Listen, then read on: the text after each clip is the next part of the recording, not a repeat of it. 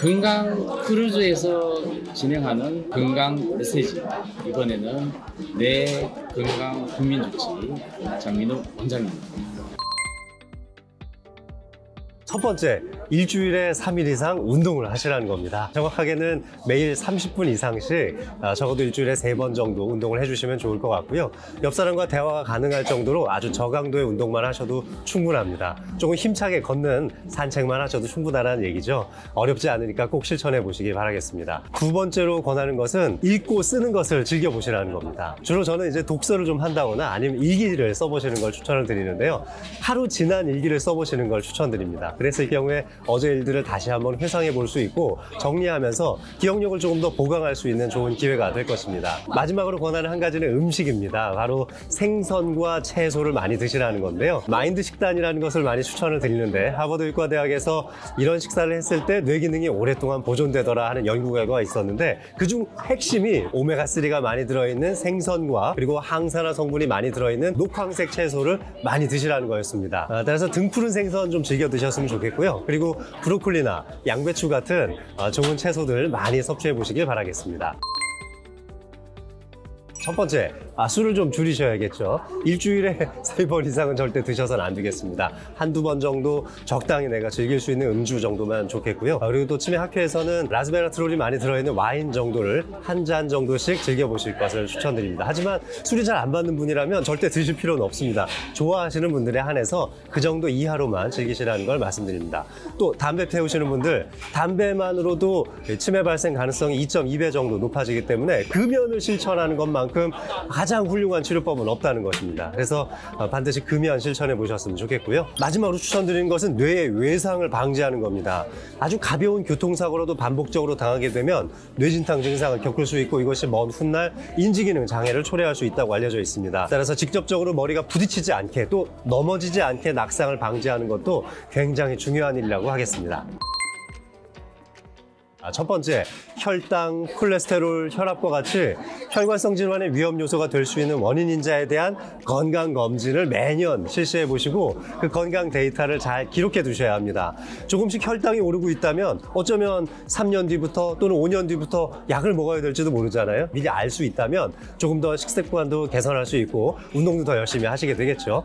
자, 두 번째로 권하는 것은 가족, 친구들과 자주 교류를 하시는 겁니다. 많은 사회활동이라든지 언어 활동, 그리고 나의 취미 활동이나 여가 활동을 통해서 인지력을 많이 끌어올릴 수 있기 때문에 인지력 퇴행을 막기 위해서 꼭 사회적인 활동, 또 가족과 친구들과의 관계를 끝까지 유지하시길 추천드립니다. 마지막으로 실천하셔야 될 것은 보건소에서 매년 무료로 여러분들의 인지기능을 테스트해 볼 수 있습니다. 신경심리검사라든지 간이인지기능 검사를 통해서 지금 현재 나의 인지기능 상태가 어느 정도인지 다 알아보실 수 있죠. 또한 이것이 무료라는 점입니다. 이런 사회적인 보장 정책들을 잘 활용하셔서 내 인지력이 얼마나 빨리 나빠지고 있는지 자주 체크해 보시기를 추천드리고 싶습니다.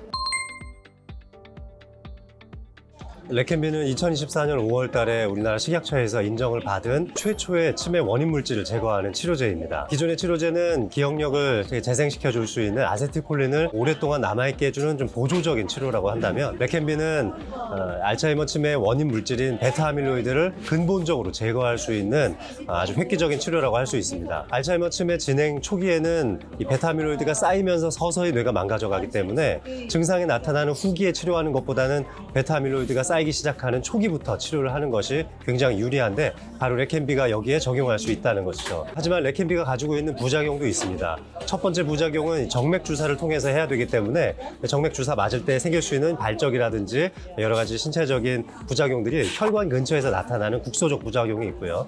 두 번째 부작용으로는 뇌에 직접적으로 나타날 수 있는 뇌출혈과 뇌부종에 대한 부작용이 있습니다. 뇌출혈 부작용은 대개 한 10% 안팎 정도 나오는 것으로 되어 있고 뇌부종도 약 7%에서 10% 정도 나오는 것으로 되어 있습니다. 하지만 국내에서 진행했던 임상시험 연구에서는 서양에서의 결과보다는 조금 더 적은 비율로 나타난다고 해서 동양인, 특히 한국인에게 있어서는 조금 더 안전하지 않을까 하는 기대감도 가지고 있습니다. 하지만 여전히 뇌출혈과 뇌부종이라는 심각한 부작용이 있을 수 있고 이것이 실제로 아주 심각한 뇌기능 장애라든지 생명에 영향을 미치는 경우도 외국에서는 보고된 사례가 종종 있기 때문에 주의를 기울이면서 병원에서 투여해야 되겠습니다. 레켄비를 투여받을 수 있는 대상은 경도인지 장애라든지 아니면 초기 치매에 해당되는 비교적 초반에 해당되는 환자분들만 투여를 받을 수 있습니다. 이것은 베타아밀로이드가 쌓여서 이미 뇌가 망가진 이후에는 레켄비가 효능을 보기가 어렵기 때문입니다. 임상시험에서는 18개월간 투여했을 경우에 약 27% 정도 인지 기능이 좀 더 오랫동안 보존될 수 있다는 연구 결과가 있었는데요. 실제 임상에서는 짧게는 6개월, 길게는 한 3, 4년 정도의 인지 기능 보존을 더 연장시킬 수 있지 않을까 기대하고 있습니다. 레켄비를 투여받기 위해서는 몇 가지 검사가 필요합니다. 검사를 수행할 수 있는 곳은 주요 대학병원밖에는 불가능한데요. 이곳에서 뇌척수액 검사를 통해서 베타아밀로이드 수치를 측정하거나 아니면 뇌 페트, 아밀로이드 페트 검사를 통해서 베타아밀로이드가 얼마나 쌓여 있는지 직접 측정을 해야 합니다.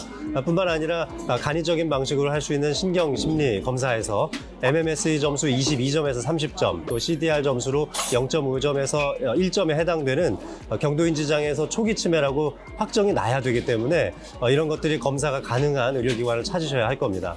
현재 국내의 유수의 대학병원에서는 대부분 이 치료제를 할 수 있도록 참여하고 있기 때문에 가까운 대학병원에서 상의를 해보시면 좋을 것 같고요. 대학병원에 방문하시기 전에 근처 가까운 신경과 의원에서 이런 점에 대해서 한번 상의해 보신다면 내가 투여받을 수 있는 대상인지 아닌지를 금세 알아보실 수 있을 것 같습니다. 레켄비의 비용이 사실 상당히 비싼 것으로 알려져 있는데요. 이제 국내에서 이 약을 투여받기 위해서는 약값으로만 현재 환율상 계산해보면 약 3천만 원 안팎 정도의 비용이 연간 발생할 것으로 보여집니다. 뿐만 아니라 이 약을 투여받기 위해서 여러 가지 검사를 시행해야 되는데 약을 투여하는 중간중간마다 계속 이루어져야 되기 때문에 이 비용도 대략 한 5, 600만 원 정도 선에서 이루어지지 않을까 싶습니다. 따라서 현재 예상되는 비용은 연간 약 3,500만 원에서 4천만 원 정도의 비용이 소요될 것으로 예상하고 있습니다. 또한 지금 환율의 변동이 있기 때문에 정확한 약값은 조금 더 시간이 지나면 확정이 될 것으로 보입니다. 레켄비는 누구나 투여받을 수 있는 약제는 아닙니다.